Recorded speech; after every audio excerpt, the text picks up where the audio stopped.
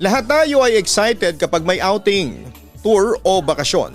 Yun kasi ang nagiging way natin para maibsan ang stress, dala ng trabaho at iba nating mga kinakaharap sa buhay. Bukod sa habol talaga natin ay adventure o kakaibang experience. Madalas natatapos ito ng masaya lalo na kapag kasama mo ang iyong mga kaibigan, kapamilya at iba mo pang mga mahal sa buhay. Pero may pagkakataon ding hindi maganda ang kinakalabasan ng ating tour o ng ating bakasyon. Pero bago ako magsimula ay nais ko muna magpakilala sa inyong mga tagapakinig. Ako po si Zaira, 26 years old sa ngayon. Nagwo-work bilang clerk sa isang opisina at isang adventurous na babae. Adventurous dahil mahilig ako sa adrenaline workouts tulad ng extreme sports, camping at sa maniwala kayo o hindi, ay ghost hunting. Although wala naman akong third eye pero nakakaramdam talaga ako ng sobrang excitement kapag pumupunta ako sa mga haunted houses at sementeryo nang ako lamang ang mag-isa at sa gabi pa. Hindi naman ako nangangamba sa aking seguridad dahil isa akong martial arts expert at expert din sa pagbaril. Palagi akong may dalang lisensyadong baril sa mga adventures ko para na rin sa security ko. Samantala may mga pagkakataon din kasama ko ang aking mga kaibigan sa mga adventures ko. Sina Erin, Hailey at Michael. Mga adventure seeker din ang tatlo kaya hindi ako nababato kapag kasama ko sila sa aking mga dangerous undertaking. Hanggang sa isang araw, muli kaming nagsama-samang apat para sa aming nature trail. Pinaghandaan talaga namin yon. A month before the said trip ay nag-file na kami ng vacation leave sa kanya-kanya naming mga trabaho. At nang dumating ang araw ng pinakahihintay namin, lahat ay excited dahil alam naming kakaiba ang experience na mararanasan namin, Papa Dudut. Sa biyahe pa lamang ay kanya-kanya na kaming plano para sa nasabing outing. Balak ng tatlo ay umakyat lang ng bundok at doon mag-camping sa summit. Pero ako ay iba ang nasa isipan ko. Balak ko noon ay mag-wild hunting. Hindi nagtagal, Papa Dudut, ay nakarating din kami sa aming destinasyon. Pagkatapos ng ilang paalala mula sa mga namamahala sa nature trail, ay sinimulan na namin ang pag-akyat sa bundok, dala-dala syempre ang lahat ng mga kakailanganin namin. Ilang oras din kaming naglakad at umakyat sa mabatong bundok, Papa Dudut. Nakarating kami ng summit 1 oras bago lumubog ang araw. Agad kaming nag-set ng tent at bonfire. 30 minutes bago lumubog ang araw ay nagluto na kami at kumain habang pinagmamasdan ng sunset. At patuloy kaming nagkwekwentuhan at nagbibiruan hanggang alas 9 ng gabi. Samantala bukod sa bonfire ay maliwanag at bilog na bilog noon ang buwan, kaya bahagyang lumiwanag sa aming lugar. At dahil sa medyo namumula-mula ang buwan noon, kaya nagpasya kaming magtakutan. Si Erin ay maraming baong horror stories dahil sa isa siyang horror buff o yung mahilig manood ng horror films, magbasa ng mga nobelang nakakatakot at makinig sa inyong programa sa YouTube. At isa nga sa napagkwentuhan namin ay ang white lady na madalas daw makita sa camping site. Oo, Papa Dudut. Pinili namin ang site na yon dahil na rin sa kababalaghang bumabalot sa lugar na yon. Ang sabi nila ay marami na raw ang nag-camping sa lugar namin at lahat sila ay naka-experience ng mga nakakatakot na pakita at paramdam mula daw sa isang white lady. At dahil sa isa akong adventurous na tao ay hindi ako natakot. At sa halip ay lalong tumaas ang aking excitement. Palingalinga pa nga ako sa paligid sa pag-asang may ispatan ko ang sinasabi nilang white lady sa itaas ng bundok. Ngunit sa kasamaang palad, walang nagpakitang white lady kaya nagpasya na kaming matulog na. Dahil kinabukasan ay magsisimula na kami sa aming adventure. Kinaumagahan ay maaga kaming gumising, nagluto at nagalmusal. Lahat kami ay namangha sa sunrise mula sa summit. Siyempre lahat din kami ay excited dahil alam naming magiging kakaiba ang experience namin sa araw na yon. Buwaba kami sa summit at napadaan kami noon sa isang gubat kung saan ay may natagpuan kaming isang lawa. Dahil sa malinis ang umaagos na tubig ay naisipan naming magkakaibigan na magtampisaw sa malamig na tubig, Papa Dudut. Isa-isa kaming tumalon para mag-dive habang nakatungtong sa isang malaking bato. Mataas ang sikat ng araw noon kaya masarap sa pakiramdam.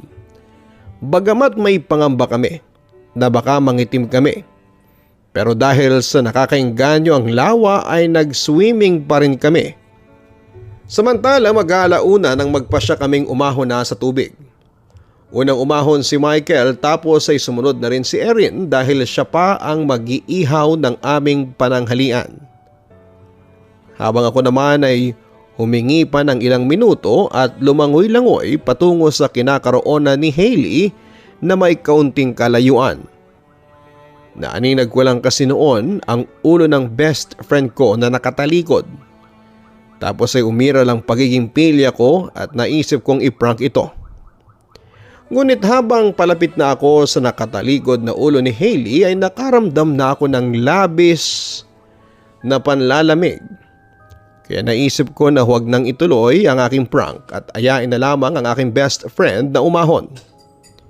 "Hailey, tara na! Ang lamig na ng tubig!" wika ko sa aking kaibigan. Pero ang pinagtataka ko ay walang imik si Hailey na nakatalikod pa rin sa akin. Samantala hahawakan ko na sana ang kaibigan ko nang biglang tinawag ako ng isang pamilyar na boses mula sa camp. Dahil doon ay napalingon ako at laking gulat ko nang matanaw ko si Hailey na umahon na at kasama na niya sina Michael at Erin na naghahanda na para sa pananghalian. Nakaramdam ako ng labis na panlalamig, Papa Dudut, at agad kong binalikan ang tingin kung sino ang taong nasa harapan ko. Ngunit nawala na ito. At kahit na lumingon pa ako sa paligid ay wala akong makitang kahit na sino. Napatanong tuloy ako sa aking isipan kung sino yung babaeng lalapitan ko kanina. Namamalikmata lamang ba ako at sa puntong yun, Papa Dudut, ay nakaramdam talaga ako ng matinding takot kaya mabilis akong lumangoy pabalik sa aming camp at umahon na. Agad namang sumalubong sa akin si Hailey at inabutan niya ako ng malaking tuwalya. "Hailey, nasan ka ba kanina? Lumangoy ka ba hanggang doon?" Tanong ko sa kanya habang nakaturo ako sa lokasyon kung saan ko nakita ang misteryosong ulo ng babaeng nakatalikod. "Hindi ako lumangoy doon. Malalim kasi. Dito lang ako lumangoy sa bukana tapos umahon din kasi malamig ang tubig." Sagot naman sa akin ng aking best friend. Kinilabutan naman ako sa aking narinig, Papa Dudut. "Akala ko kasi ikaw yung nakita kong babaeng lumalangoy kanina doon." Sagot ko. Narinig naman ni Michael ang sinabi ko at nang asar pa ito sa akin. "Hala ka, Zaira, sino yung nakita mo? Tayo lang namang apat ang nandito eh." May pananakot pa niyang wika sa akin. "Naku, Zaira, minumumu ka na." Pangasar pa ni Erin habang nag-iihaw ng 2 isdang bangus. Pagkatapos ay nagtawanan ng tatlo nang makita nila ang confused kong reaction. Tapos biglang may sinabi sa amin si Hailey na siyang nagpakilabot ng husto sa akin, Papa Dudut. "Baka white lady yung nakita mo." Pero hindi ko na sila pinansin at sa halip ay tinungo ko ang aking bag at kumuha ng tuyong damit. Narinig ko naman ang mga kaibigan ko na nagkwekwentuhan tungkol sa napapabalitang white lady sa lugar na yon. Samantala, pagkatapos naming kumain ay naglakad-lakad sina Erin at Hailey sa paligid ng lawa habang nagkwekwentuhan at nagtatawanan. Hindi naman ako sumama sa kanila dahil nga noong mga oras na yon ay wala na ako sa mood. At saka iniisip ko pa rin yung nakita kong babaeng nakita ko sa lawa. "Zaira, okay ka lang ba?" Concerned na tanong sa akin ni Michael. "Napapansin ko na kanina ka pang namumutla simula nung umahon ka sa may lawa." Pagpapatuloy pa niya. Napalingon naman ako sa aking kaibigan at muli kong sinabi sa kanya ang nagpapagulo sa aking isipan. "Yun nga, naikwento ko na sa inyo kanina na may nakita ako sa may lawa. Akala ko nga si Hailey pero hindi pala." "So seryoso ka pala doon?" ang sabi ni Michael sa akin. "Sino kaya yun? Nakita mo bang mukha nung sinasabi mong babae kanina na lumalangoy?" Usisa pa niya sa akin. "Hindi, pero kitang-kita ko sa harapan ko may tao talaga." Insist ko naman. Hindi na nagsalita pa si Michael at sa halip ay tumabi na lamang siya papadudot sa akin para pakalmahin ako. Samantala, dahil sa magandang view ng paligid ay nagpasya na lamang kaming doon magpalipas ng gabi. Bago mag-alas 5 ng hapon ay nagtayo na ulit kami ng tent. Pagkatapos noon ay muling nagluto na ng hapunan sina Erin at Hailey. Tulad ng mga inihaw na isda, hipon na tabang, habang si Michael naman ay nagpapatrolya sa paligid ng lawa. Hawak ang isang baril na dala ko at flashlight. Maya-mayang kaunti ay tinawag na namin si Michael at mabilis naman itong lumapit sa amin.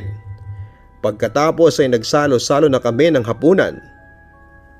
Pagkatapos kumain ay mabilis kaming naglinis ng paligid at sabay na pumasok sa may tent. Kaunting kwentuhan pero himalang hindi na namin napag-usapan ng babae sa lawa. Mga bandang alas 9 ng gabi ay nagpasya na kaming matulog ni na Hailey at Erin habang si Michael naman ay nagpasabi na hindi siya muna matutulog para magbantay sa amin papadudot. Pero hindi ko makuhang matulog dahil kapag ipinikit ko ang aking mga mata, yung babae sa lawa ang naiisip ko. "O bakit hindi ka pa natutulog?" tanong sa akin ni Michael. "Kahit na anong gawin ko hindi ko makuhang dalawin ako ng antok sagot ko naman sa kanya. "Huwag mong sabihin sa akin na iniisip mo pa rin yung babae kanina sa may lawa." Umiling na lamang ako at nag-deny sa tanong niya. "Na homesick lang ako siguro. Namimiss ko kasi yung mga alaga kong pusa." Ang sabi ko na lamang.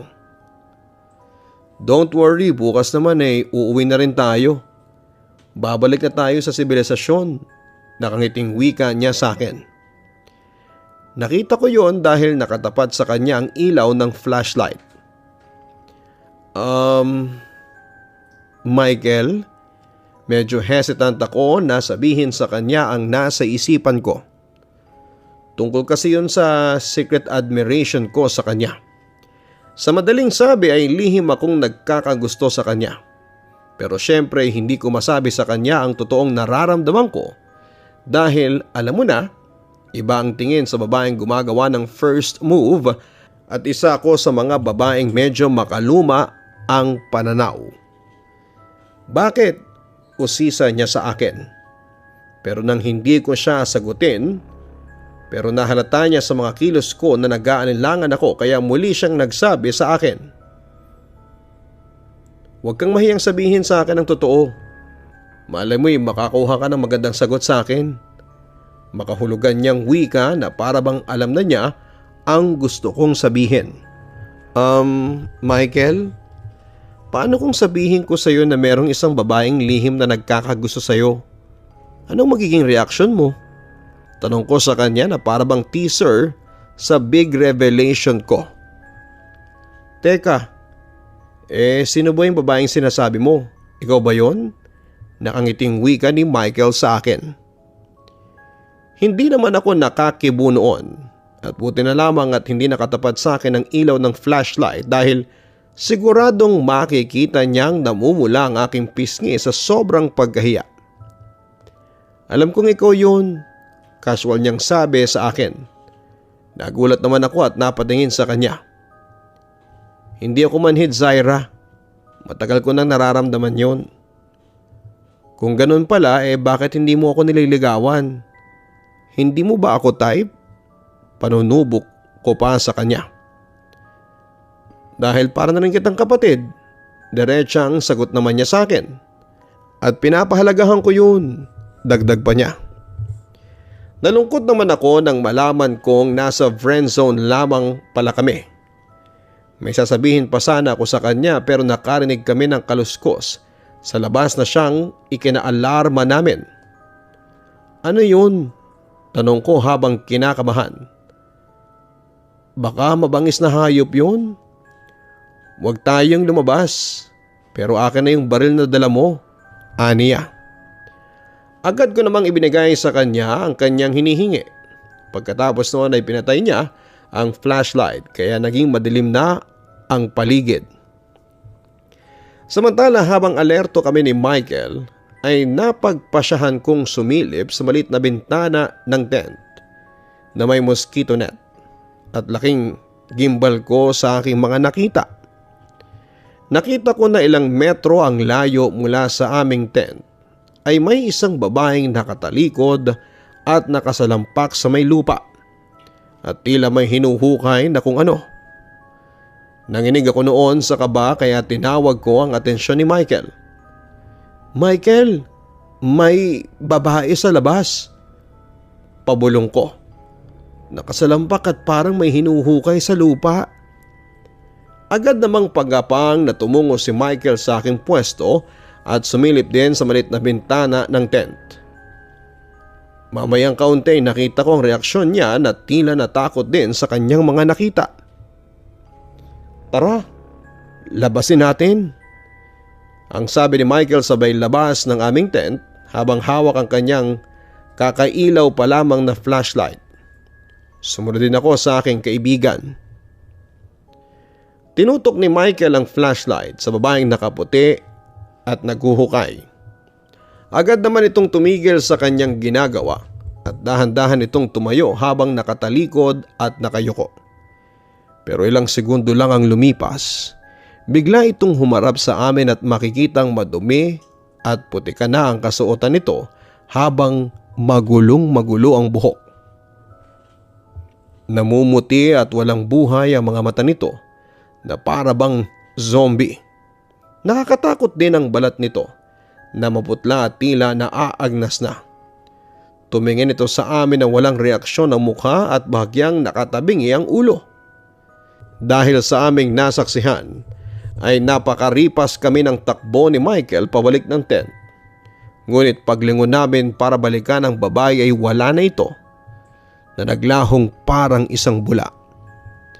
Nagkatinginan kami ni Michael sa isa't isa. Takot na takot at sigurado kaming yun na ang white lady na napapabalitang nagpapakita sa mga campers at dalawa kami ni Michael ang nakasaksi nito. Samantala'y nagising naman sina Hailey at Erin dahil sa mga kaluskos na nalikha namin. Nagtataka ang dalawang babae kung bakit takot na takot kami ni Michael. Nakita namin ni Zaira ang white lady, wika ni Michael sa dalawang babae. Ha, talaga? Sigurado ba kayong nakita ninyo? Hindi makapaniwalang tanong sa amin ni Erin. Tumango naman ako bilang sagot sa kanya. Oo, nakita namin siya. Parang bangkay na nabuhay. Hindi naman sineryoso ni Hailey ang sinabi ko. Ano yon, zombie? Nangaasar pa niyang wika. Nasa Walking Dead ba tayo? Pagpapatuloy pa niya. Hindi kami nagbibiro ni Zaira. Insist naman sa kanila ni Michael. Kung ayaw ninyong maniwala, bahala kayo. Basta nakita namin ni Zaira ang white lady. Tila naniniwala naman si Erin sa amin dahil nagpakita na rin siya ng takot. Guys, kinikilabutan ako. Pakiramdam ko'y parang may nagmamasid sa atin dito sa lugar na ito. Ang sabi pa niya. Samantala lumapit muli si Michael malapit sa hukay na ginawa ng babaeng mukhang bangkay. "Halika kayo dito," tawag niya sa dalawa. "Tingnan ninyo yung hukay oh. Yung white lady ang gumawa niyan. Baka naman gawa lang yan ng mabangis na hayop," ang sabi pa ni Hailey na hindi pa rin naniniwala sa amin. "Halika, bumalik tayo sa tent natin. Delikado kung pakalat-kalat pa tayo sa gubat," ang sabi ko sa kanila. Agad namang sumunod ang tatlo at sabay kaming bumalik ng tent. Makalipas ang ilang oras na kwentuhan ng katatakutan, ay sinubukan naming bumalik sa pagtulog. Ngunit makalipas siguro ang ilang oras ay nagising akong muli dahil sa ingay sa labas na tila bumubulong na boses sa hindi malamang lengguwahe. Bigla akong kinilabutan noon, Papa Dudut, dahil nanumbalik sa utak ko ang babaeng papasa bilang zombie sa Walking Dead. Muli ay dahan-dahan akong sumilip sa may bintana ng tent. Pero halos mapasigaw ako nang mapansin kong nasa tent namin ang babaeng tila zombie. Nakatalikod at tila may hinuhukay sa tabi ng tent namin. Agad kong kinilabit si Michael pero nagulat din ako na gising pala siya at sinisenyasan niya ako na alam niyang naroon sa tabi ng aming tent ang babae. Ngunit kinabahan kami nang biglang tumahimik sa may labas. Dahil sa curiosity ay muli kong sinilip ang babae mula sa bintanang net ng tent. Pero halos mapasigaw ako nang makita kong nakaharap na sa bintana ang babae at nakatingin siya sa akin. Sisigaw na sana ako ngunit tinakpan ni Michael ang aking bibig. Pagkatapos noon ay muling nakarinig kami ni Michael ng pagtakbo ng white lady sa labas, paikot-ikot sa aming tent. Dahil hindi na kami makatiis at nagising na rin ang dalawa pa naming kasama ay nagpasya na si Michael na lumabas ng tent para harapin ang white lady. Parehong nagulat ang dalawa ngunit ang babaeng tila nabuhay na bangkay ay nagsisigaw. Yung panaghuy niya ay parang nanggagaling sa kailaliman ng lupa at ng impyerno. Nagpanik naman kaming apat at napatakbo kami palayo sa white lady. Hindi kami makapaniwala sa aming nasaksihan noon. Hindi rin namin mawari kung yun ba isang multo, zombie o babaeng naligaw sa gubat at nawawala sa katinuan. Paano yan? Anong gagawin natin? 2:00 pa lang ng madaling araw, delikadong pag-alagala tayo sa gubat. Takot na wika ni Hailey na noon pa lamang naniwala sa mga sinasabi namin kanina pa. Kailangan nating bumalik sa may tent, wika ni Michael. Naroon ang mga gamit natin, dagdag pa niya. At saka hindi pa tayo sigurado kung multo talaga yun o babaeng baliw lang. Ang sabi pa ni Erin na pilit na pinapakalma ang kanyang sarili. Papadudot, no choice kami noon kundi ang bumalik sa aming tent. Pagdating namin ay wala na roon ang white lady. Agad kaming pumasok sa loob at nagsimulang mag-ayos ng aming mga gamit. Plano naming pagsikat ng araw ay saka kami aalis ng gubat. At yun nga ang ginawa namin, Papadudot. 5:30 ng umaga, pagsilip pa lamang ng liwanag sa gubat, ay agad na kaming umalis sa lugar na yon. Takot na takot sa aming na-experience. Nang tuluyang makababa kami, ay agad naming pinaalam sa management ang aming nasaksihan. Hindi kami kumbinsido na multo ang nakita namin kaya dumulog kami sa pulisya para imbestigahan ang aming nasaksihan. Agad na nagkaroon ng paghahanap sa sinasabing white lady dahil may palagay kaming isa lamang yung babaeng baliw at pakalat-kalat lamang sa gubat. At tama nga kami ng hinala, Papadudot. Dahil makalipas ang 5 oras na paghahanap ay nahanap ang sinasabing white lady. Isa pala itong 50 anyos na babaeng may katarata at may sakit sa kanyang pag-iisip. Nakilala lamang nila ito sa pangalang Daisy at matagal na pala itong hinahanap ng kanyang pamilya. Agad naman naming pinuntahan si Daisy sa loob ng presinto at yun nga, siya nga yung kinumpirma naming nakita namin sa gubat. Pagkatapos noon ay dinala na si Daisy sa pinakamalapit na mental institution para maipagamot. At yun nga Papa Dudut ang hindi namin makakalimutang experience. Sa ngayon ay tuloy pa rin kami sa aming adventures. Nature trail, extreme sports. Minsan ay dumarayo din kami sa mga alam naming haunted places para maghanap ng kakaibang experience. Pero sa dinamit namin ng experience namin ay eto ang napili kong ikwento. Kasi dito kami nakaranas ng sobrang takot.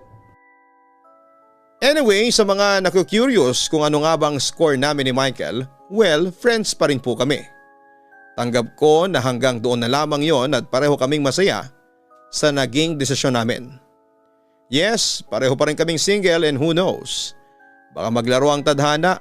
Ayoko pong umasa pero pinapaubaya ko na lamang kay Destiny kung ano ang plano niya sa amin ni Michael.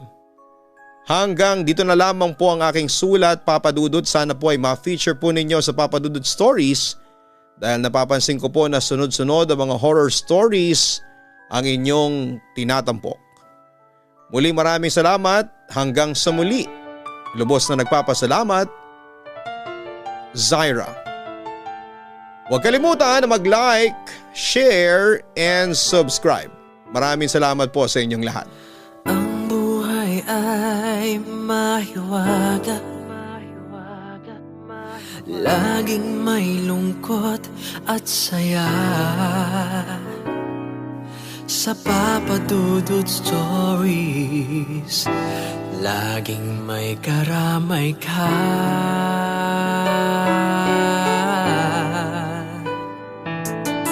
Mga problemang kaibigan, dito ay pakikinggan ka. Sa Papa Dudut Stories, kami ay iyong kasama. Dito sa Papa Dudut Stories, ikaw ay hindi nag-iisa.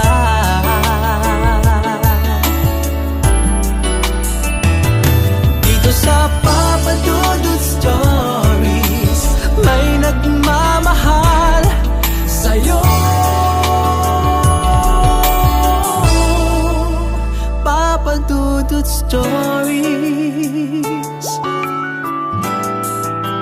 Papa Dudut Stories,